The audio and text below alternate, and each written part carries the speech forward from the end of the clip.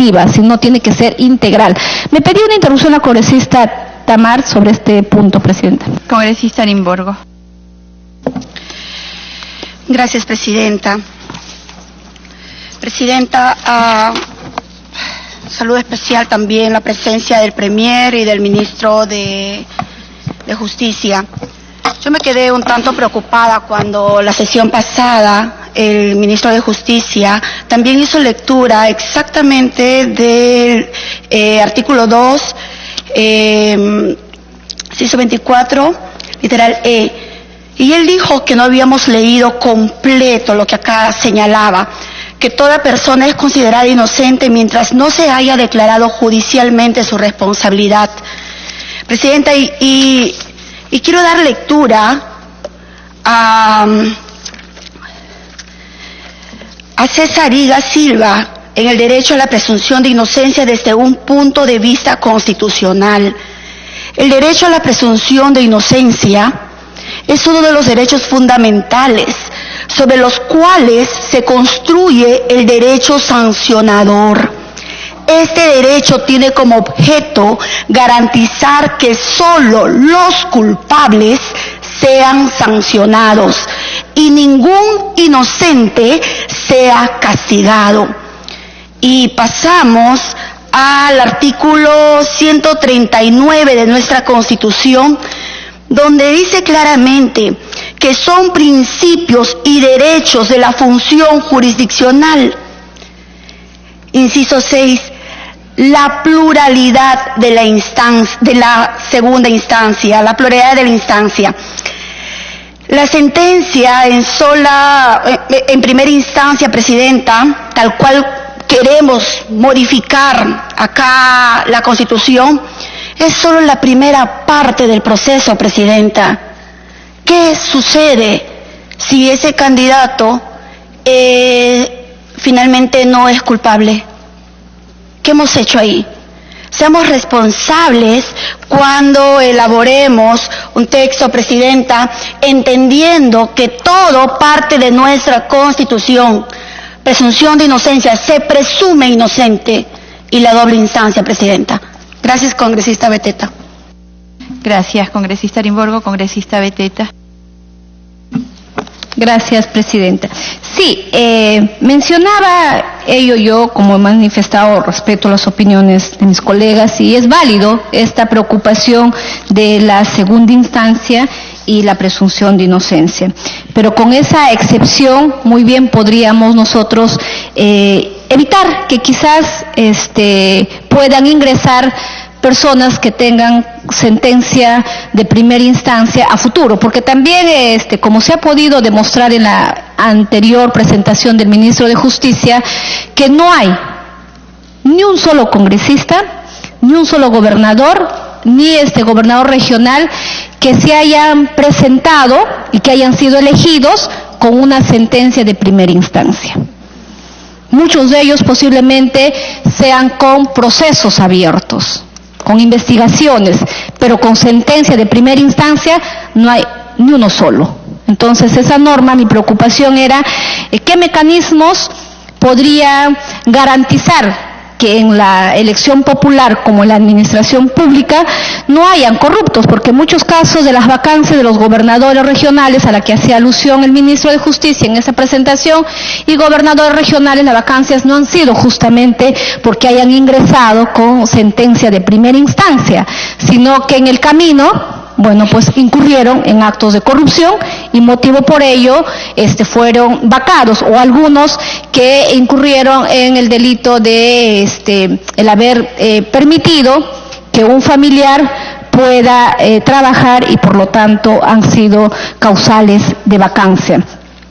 Sí, ello en el tema que he mencionado, y como también había sustentado mi propuesta en el tema de la inmunidad, yo sí considero que debe de encargarse a la comisión especial encargada de designar a la Junta Nacional de Justicia quien pueda ver el tema de la inmunidad, ya que está conformada esta comisión especial, está conformada por el Contralor, el presidente del Poder Judicial, el representante del Ministerio Público, un representante de las universidades particulares, como también públicas.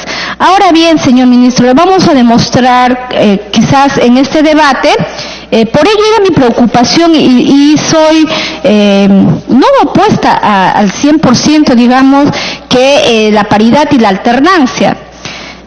He escuchado atentamente cuando se manifiesta y se dice que a través de la aprobación de esta propuesta, la alternancia y la paridad, vamos a tener más mujeres en la vida política.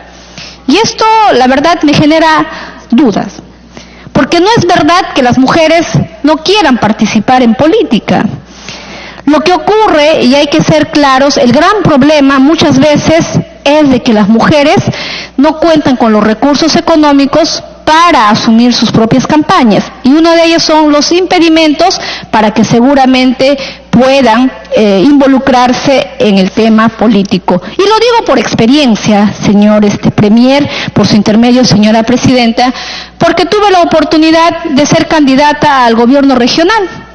Y yo quise que todas las candidatas sean mujeres. Todas las candidatas a alcaldías quería que sean mujeres. Pero puede imaginarse, no encontré. Iba en las mujeres representativas a pedirle que puedan encabezar las listas y me decían, está bien, me parece interesante, pero no. Considérame quizás en la lista de regidores, pero tampoco en el primer lugar, solamente para acompañar y poder estar ahí. Y algunas que querían el inconveniente me lo decían que bueno, no tengo los recursos, no tengo el tiempo, porque tendría que dejar de trabajar para poder hacer mi campaña. Entonces mucho se centraba en el tema económico, o a veces con mucha claridad algunas personas me decían, no quiero exponer mi familia, quiero preservar la unidad de mi familia. Porque he visto algunas mujeres que han ingresado a política han terminado divorciadas, por ejemplo, ¿no? Entonces, son muchos los motivos que a veces impiden que más mujeres podamos estar en política. Y yo sí no considero que el problema sea por la alternancia o sea por la paridad. Entonces, y por eso mi propuesta iba más allá de eso. ¿Por qué no generamos propuestas que sí realmente puedan ayudar a que más mujeres puedan participar en la vida política? ¿De qué manera? Aquellos partidos políticos que en su lista sobrepasan el 60% de mujeres, podría haber un incentivo económico y que el gobierno, ahora que paga también la publicidad de los candidatos, podría asumir en gran responsabilidad la campaña de las mujeres. Yo creo que eso sí animaría a que más mujeres puedan participar en política. Y le digo esto porque el partido al cual represento, sí me siento orgullosa que no ha necesitado una ley de alternancia ni paridad para poder ubicar en listas preferenciales a mujeres. A diferencia de los partidos que, por ejemplo, claman y dicen paridad y alternancia, no se ha reflejado en esta lista que han llevado al Congreso en esta oportunidad. Por ejemplo, vemos el Frente Amplio, la lista nada más vamos a ver de Lima. Del 1 al 7, solamente han considerado 4. Del 1 al 7 han considerado 4 mujeres, ¿no? Ahorita vamos a demostrarle, congresista Glavi, que es la única lista que ha llevado más mujeres y en mejores preferencias es Fuerza Popular. De 7, 5. ¿Qué significa? Más del 50% ha priorizado a mujeres. Y si nosotros hubiéramos estado en una lista de alternancia, hubieran quedado, por ejemplo, la congresista Alcorte y la congresista Úrsula, porque hubieran tenido que ir en números más atrás.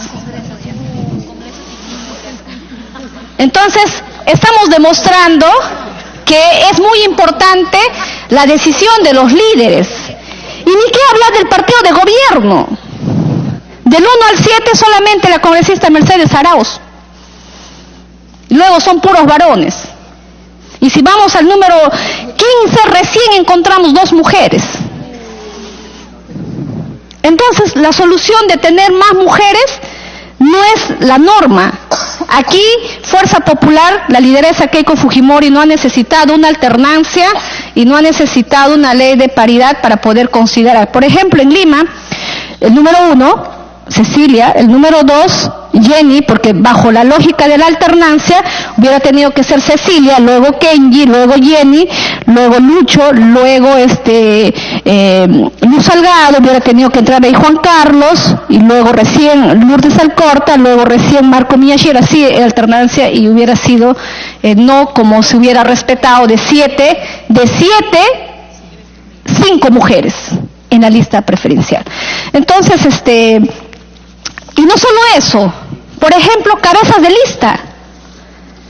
Cabezas de lista, tenemos Fuerza Popular, 8 de los distritos electorales, 8 mujeres encabezamos la lista. Y algunos otros partidos, 5 mujeres, y otros partidos, por ejemplo, el Frente Amplio en 5, cabeza de lista, y Peruanos por el Cambio 6. O sea, tampoco está mal. Se han considerado. Pero de todo esto, Fuerza Popular sigue llevando de ventaja que más mujeres han sido parte en esta campaña electoral congresal. Entonces, por ello, un poco como que no me convence que para poder empoderar a las mujeres, necesariamente tenemos que aprobar la ley de la alternancia y la paridad. Yo sí soy una convencida que tenemos que seguir trabajando para que más mujeres puedan participar en política. Hay que empoderar. ¿Y de qué manera podamos empoderar? Capacitándolas,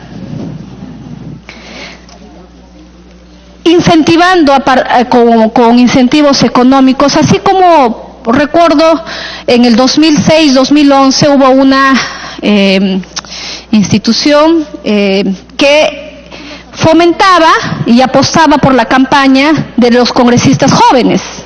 No les daba la plata, sino que ellos se encargaban de hacer la publicidad.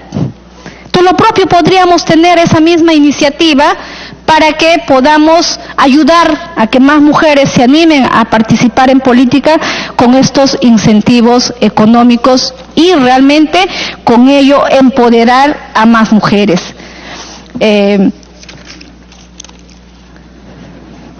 Entonces, como he manifestado en ese tema, creo por ahí sería una salida más interesante que podamos lograr que en el próximo Parlamento puedan haber más mujeres. Y mira, fíjense, de la gran mayoría de las listas que han participado, y no es poco, de los 130, en su gran mayoría han llevado más del 40% de mujeres. De 130, por ejemplo, Fuerza Popular tiene 56 mujeres. Igual también tiene Peruanos por el Cambio, igual también tiene Frente Amplio. Entonces, sí ha habido participación. ¿Y quién ha elegido que estén más varones? Han sido los mismos ciudadanos. Han sido más los ciudadanos quienes han determinado que estén más varones en el Parlamento que las propias mujeres. Entonces, ya no es problema de que si están o no están en la lista. Porque si hubieran apostado, eran más de 150 mujeres que han estado en la lista participando, hubiéramos sobrepasado el 50% de 65, que era mitad varones y mitad mujeres, para poder conformar los 130 congresistas en esta oportunidad. Entonces, señora presidenta, por su intermedio al Premier, yo creo que sería interesante que nos puedan reformular el planteamiento para empoderar a más mujeres en la participación política. Digo esto porque nosotros no podemos plantearles los incentivos económicos porque estamos impedidos de acuerdo a ley.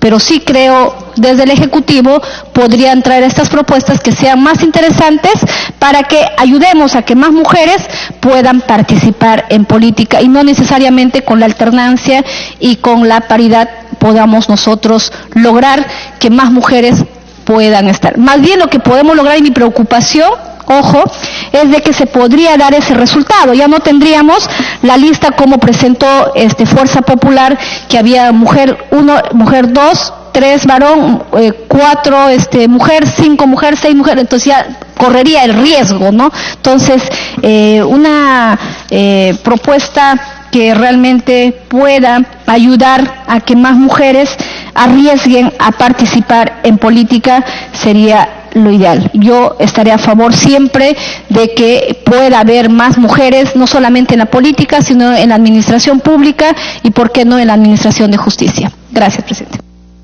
Gracias, congresista Beteta. Congresista Quintanilla. Gracias, señora presidenta. Quedan en la lista, solamente para que tengan en cuenta, la congresista Letona, el congresista Costa y la congresista Melgarejo. Congresista Quintanilla. Ya, me ha pedido una introducción breve, la congresista Corta y la congresista... Gracias, presidente, gracias, Marcia congresista. No sé quiénes son los que faltan hablar, pero, presidenta, realmente yo sugerí en la mañana entrar al tema del 4190, verlo con todos, con los dos invitados, terminar eso y cerrarlo. Porque todos, incluidos, hemos participado en un debate, en una de eso de retomar todo de nuevo de los 3 proyectos, y nos hemos pasado toda la mañana en una cosa que no estamos concluyendo ni vamos a concretar. Y tenemos una mañana perdida. Perdone, con todo respeto, pero la idea era concretar cosas, pero no estar en esta divagación de los 3 proyectos, y un lado, si el tema de mujeres y el tema de inmunidad, no llegamos a nada, damos vueltas sobre lo mismo. Lo lamento, pero esto es impresión para los invitados y para nosotros también. Nada más, gracias. Congresista Aguilar. Gracias, presidenta. Sí, creo que es importante que ahora, después de esta ronda, hagamos una pausa y volvamos para discutir el 4190, que creo que varios queremos ya votar el día de hoy, ojalá se pueda hacer y podamos seguir avanzando de esa manera relativamente rápido en la comisión. Y el día que tengamos la comisión de paridad, la discusión sobre paridad y alternancia, podremos explicar con mucha data por qué las cuotas, presidenta, son realmente lo único que realmente permite la participación en un golpe acelerado. Lo demostró la cuota del 20 y 30% cuando se aprobó en el país, y saltamos de tener 8 o 9% a tener más de 18% de representantes mujeres. Y por eso ahora, que estamos llegando al 30, se requiere una cuota de 50. Eso es un dato eficiente, clarísimo, que existe en la legislación internacional incluso, que seguro lo compartiremos con las colegas. Gracias. Señora presidenta, Quintanilla. Yo quiero saludar por su intermedio a la presencia de los ministros. Yo creo que las reglas buscan la racionalidad, y yo le sugeriría que para el futuro pongamos una regla de limitar el tiempo. Eso es más racional. O sea, hay congresistas que han intervenido 28 minutos, que dijo que iba a ser más breve que otro que intervino 24, y finalmente se van. Y yo he llegado tarde para si tiene alguna preocupación, porque tuve una intervención quirúrgica oftálmica que me dijo que debía guardar cama todo el día. Yo estoy aquí. Si esa es la preocupación de algunos. En primer lugar, señora presidenta, yo quiero referirme a que se ha dicho varias veces aquí que los movimientos regionales incuban la mayoría de gobiernos regionales y municipales y son los más corruptos. Recordemos que el 75% del presupuesto nacional lo maneja el gobierno nacional. Y recordemos que de los últimos 6 expresidentes, 5 están metidos o bajo sospecha, o sentenciados, o detenidos por actos de corrupción. La corrupción no distingue movimientos regionales, movimientos locales ni nacionales. Eso es un problema generalizado. Y yo sí sostengo que lo que debería medir la existencia de una agrupación política es el cumplimiento de sus estatutos, el cumplimiento de sus eventos políticos colectivos nacionales, regionales o locales. Y debería también permitir, digamos, la permanencia en el tiempo. Antes de continuar, me pido una introducción por excepción el congresista Yepe Violeta. Congresista Violeta, por excepción. Presidente, muy chiquito, pero además no quería interrumpirlo, pero en realidad en el dato sobre los movimientos regionales, es cierto que la corrupción está tanto en los partidos políticos como en los movimientos regionales. Sin embargo, lo que la OMP ha reconocido es la incapacidad precisamente por la falta de cuadros técnicos de poder hacer supervisión sobre movimientos regionales, por el número y porque no tienen forma de revisar todo el tema de origen de los fondos que utilizan para sus campañas políticas. Entonces, en realidad el problema que tenemos con los movimientos regionales es que son más difíciles de auditar. Gracias. Bueno, la dificultad que tenga un organismo nacional como la OMP de supervisar el funcionamiento de movimientos regionales no hace que castiguemos a los movimientos regionales y privilegiemos los nacionales. Porque yo decía que hay que buscar la permanencia en el cumplimiento de sus estatutos. Y aquí quiero recordar, por ejemplo, que hay un movimiento que se formó en el 90, que se llamaba Cambio 90, luego pasó a ser Nueva Mayoría, luego Vamos Vecinos, luego Sí Cumple, luego Perú 2000, luego Alianza para el Futuro, luego Fuerza 2011, Fuerza Popular, y no sé si después será Cambio 21, Cambio 24, etcétera, etcétera. Tenemos que tener permanencia en el tiempo. El movimiento regional al cual pertenezco, Poder Democrático Regional en Puno, se fundó el 2002, y hasta la fecha hemos tenido más de 20 congresos y tenemos reuniones todas las semanas como mandan nuestros estatutos. Entonces, parte de la práctica sería medir la existencia de los partidos por el cumplimiento de sus estatutos. Y eso del 4% de firmas es realmente totalmente antidemocrático y no permite la renovación política que el país requiere. Un segundo punto, el tema de la inmunidad. Estamos en un régimen en el cual nuestro principio fundamental, como decía una sentencia del Tribunal Constitucional, es el equilibrio de poderes. Y el Perú tiene 3 poderes, ejecutivo, legislativo y judicial. Por consiguiente, el darle al Poder Judicial la prerrogativa a través de la Corte Suprema, el que levante la inmunidad para delitos comunes es absolutamente constitucional y además absolutamente necesario. Recurrir la fórmula de sugerir que esta lo tenga el Tribunal Constitucional. El Tribunal Constitucional, como la Junta Nacional de Justicia, como el Banco Central de Reserva, son organismos constitucionales porque tienen la misma jerarquía que los poderes del Estado, pero tienen responsabilidades y materias específicas. No pueden ir más allá, porque le estaríamos reconociendo más atribuciones que la Constitución le faculta, y en ese sentido no es conveniente. Y además el Tribunal Constitucional va a ver en un probable conflicto entre poderes, en última instancia, lo que podamos tener nosotros como Poder Legislativo con otros poderes. Por eso me parece absolutamente conveniente que sea otro poder del Estado, y el poder más idóneo para tener este levantamiento de la inmunidad es la Corte Suprema. Lo que pasa es que nosotros tenemos un diseño constitucional que el Poder Judicial está absolutamente sometido y subordinado a los otros 2 poderes del Estado. Hay que ir a una reforma. Ya se empezó con la revisión del Consejo Nacional de la Magistratura, porque ciertamente la concentración del poder en pocas manos y sin controles debidos hace que prospere la corrupción y el abuso del poder, lo que ha ocurrido con este tema.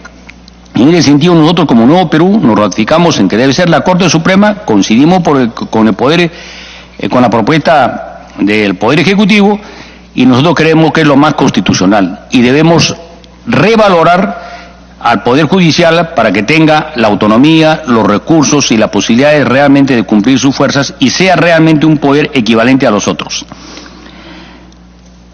El otro punto que nosotros estamos en desacuerdo es este problema de la segunda vuelta para elegir los miembros del Congreso. Eso lleva a una suerte de bipartidismo en un país que es absolutamente plural. No tenemos la homogeneidad necesaria y eso hay que, me parece que hay que corregirlo, no es conveniente que se mantenga este tema. En torno a la alternancia, se ha escuchado el debate, digamos, de que las mujeres por X razones no participan, etcétera. Uno legisla de acuerdo a la realidad. Lo real es que las mujeres están marginadas, están discriminadas. Lo real es que vayamos a las estadísticas, reciben menos entre 25% menos por el mismo de remuneración por el mismo trabajo que los hombres. Las autoridades políticas tienen una mínima participación. Si no me equivoco, en esta oportunidad no hay ninguna gobernadora regional de las 25 regiones. En el Congreso tienen una destacada participación, pero no llegan al 50%. Entonces yo creo, digamos, que sí hay que recurrir ahí a un mecanismo de discriminación temporal, hasta que realmente, digamos, se haya propiciado su participación y ya en un momento dado ya no será necesario tener estas cuestiones de discriminaciones temporales, porque ya se habrá logrado una plena igualdad. Mientras tanto, legislemos de acuerdo a la realidad, y la realidad exige, para superar la discriminación, adoptar este mecanismo que ha sido propuesto y que nosotros estamos de acuerdo, y que no solo estamos de acuerdo, sino que nosotros tendemos a cumplirlo en todo lo que sea posible con las dificultades que hay. Gracias, señora presidenta. Gracias, congresista Quintanilla. Congresista Úrsula Letona. Congresista Letona, el congresista Iberico quería plantear una interrupción, o ya no, le pongo en la lista. Ya, congresista Iberico, no hay problema. Congresista Letona. Falta el congresista Costa, la congresista Melgarejo y ahora el congresista Iberico. Congresista Meléndez también. Y el congresista Meléndez, por favor. Congresista Letona. Gracias, presidenta. Presidenta, al igual que los colegas, darle la bienvenida al señor Premier, al ministro de Justicia. Y como tema de reflexión general, creo que es bien importante, y lo dijo el congresista Violeta, trazarnos un norte conjunto.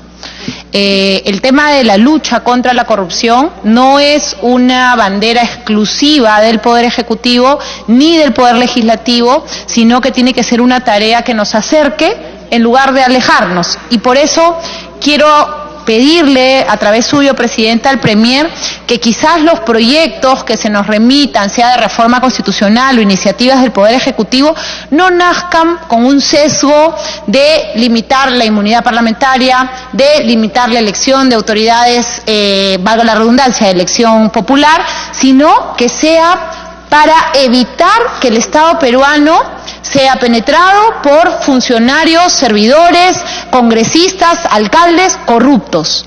O sea, tiene que ser un marco que resulte siendo transversal a las autoridades que tienen la función de legislar y la función de ejecutar. Y creo que ahí las cifras son realmente abrumadoras. La corrupción ha tenido cifras escandalosas en gobiernos regionales, en gobiernos locales, pero también hemos visto que hay cierto sector del poder político que está involucrado en temas de corrupción. Y ahí quiero ser enfática en que la lucha nos tiene que unir y no separar. Tenemos que trabajar en forma conjunta para que eso acabe.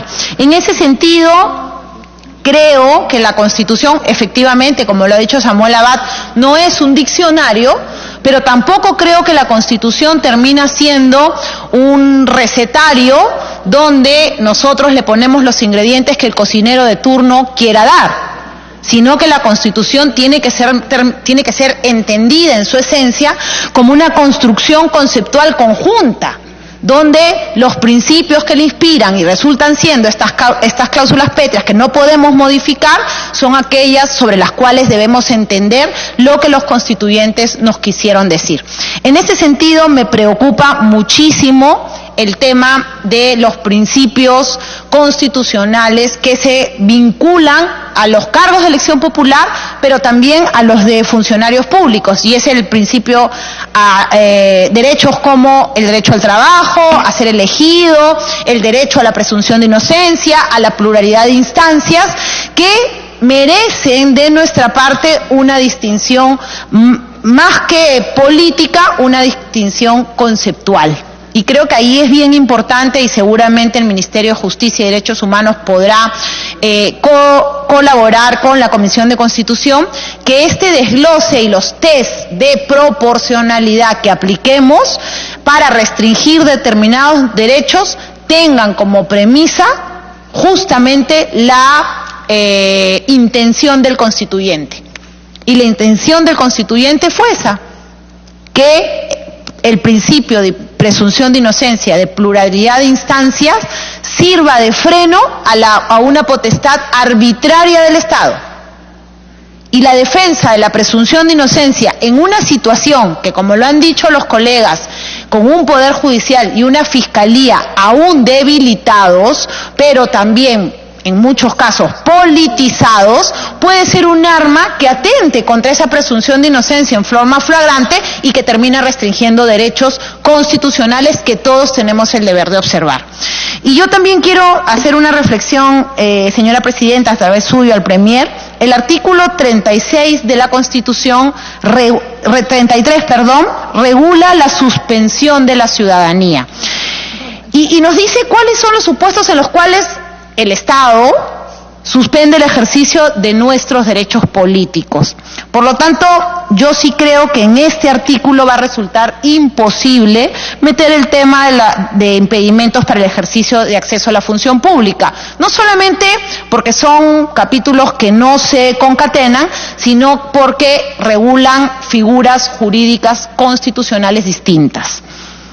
El test de proporcionalidad, que va a partir de analizar justamente esta restricción del artículo 33 y de considerar que el acceso a la función pública que está en el artículo 39 tiene capítulos diferentes, pero además, en el caso de pretenderse restringir el derecho a ser elegido, esto resulta totalmente distinto a restringir el derecho que tenemos de acceder a la función pública. Son temas conceptuales, constitucionales, que no solamente se ubican en capítulos distintos, sino que per se su naturaleza es distinta. Y por eso es que el test de proporcionalidad tiene que partir por distinguirlos. Si no, vamos a cometer errores que nos impidan leer la Constitución como se nos obliga, en forma conjunta, en base a una estructura de conceptos jurídicos. También hay que tener muchísimo cuidado, y Presidenta, yo sé que tiene un equipo de apoyo que conocen mucho el derecho constitucional, en restringir el derecho al acceso a la función pública sin hacer distinciones.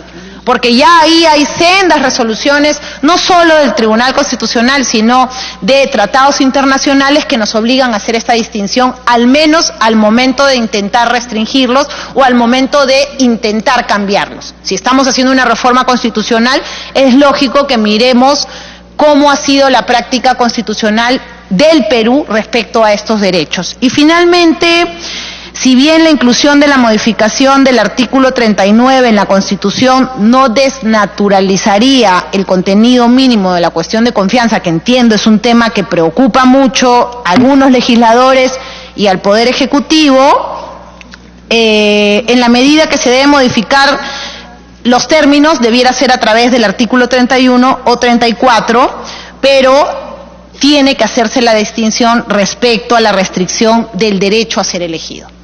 Porque esos dos análisis nos van a llegar a concluir qué queremos limitar, a quiénes queremos limitar y qué es finalmente el bien jurídico protegido al final del camino que compartimos como ideal para modificar la Constitución. En lo personal, yo no modificaría la Constitución, soy más o menos hincha fanática del capítulo, sobre todo el capítulo económico, y ahí creo que discrepo con el señor ministro de Justicia. Creo que hay que tocarla lo mínimo posible. La Constitución es una muy buena herramienta para el desarrollo, para reducir la pobreza, para generar inversión privada, y por eso me considero hincha confesa. Pero han pasado 25 años y sí, de repente es momento de sentarnos a mirar una reflexión. Finalmente, respecto al tema de paridad y género.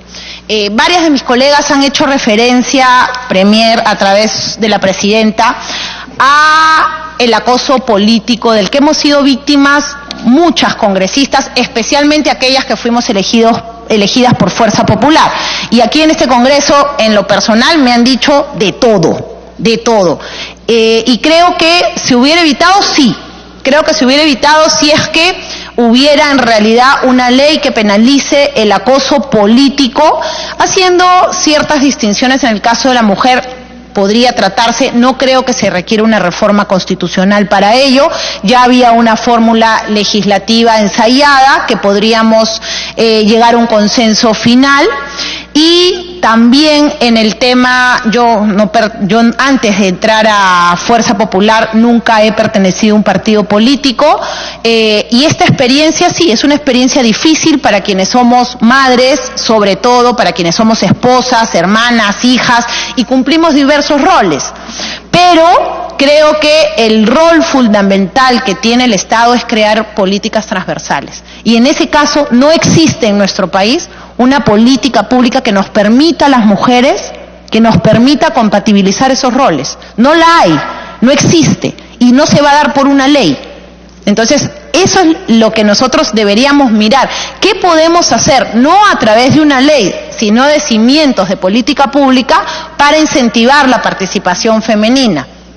que es empezar poniendo primero la carreta y luego los caballos. No, la ley no va a generar que las mujeres nos animemos a hacer política. Y finalmente, señora presidenta, creo, y lo ha dicho lamentablemente, creo que ya se retiró, el presidente del partido político que trajo al señor Vizcarra a ser presidente de la República. El doctor Gilbert Violeta ha señalado, él es presidente de Peruanos por el Cambio, hoy contigo, que hacer partidos políticos en el país es difícil y que limitar las libertades que tenemos en general respecto a la participación política sería una contrarreforma. Yo coincido con el congresista Violeta en el hecho de que nuestra tendencia, y eso es una tendencia en países desarrollados, debiera ser ir al voto voluntario. Estamos muy lejos de hacerlo, muy, muy lejos. Y imponer este tipo de mecanismos que resultarían siendo inaplicables o absurdamente inaplicables podría generar una contrarreforma. Yo sí quisiera, Premier, a través suyo, señora presidenta, que en este caso revisemos mejor y hablemos con los partidos políticos, porque yo tengo la mejor opinión de los miembros de la comisión, como dice la congresista Alcorta, de notables. Les tengo mucho cariño personal, varios de ellos son amigos, pero no militan en partidos políticos, no han hecho vida partidaria, se puede decir que conocen los partidos políticos o la historia política vía el escritorio, y una cosa es quienes hemos estado del lado del escritorio y hemos sido invitados a iniciar una vida política, y otra cosa son los partidos políticos que históricamente participan en la vida política de nuestro país y quienes debieran ser la voz cantante en una reforma de este tipo.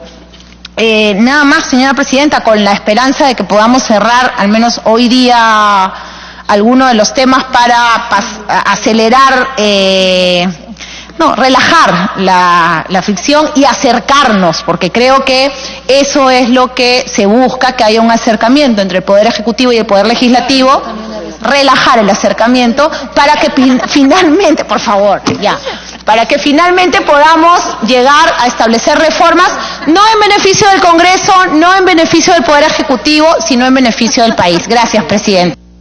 Gracias, congresista Letona. Congresistas, son las 14 horas, quedan 4 oradores en la lista, así que les voy a pedir que puedan ser concisos en lo que van a aportar a este debate. Congresista Gino Costa.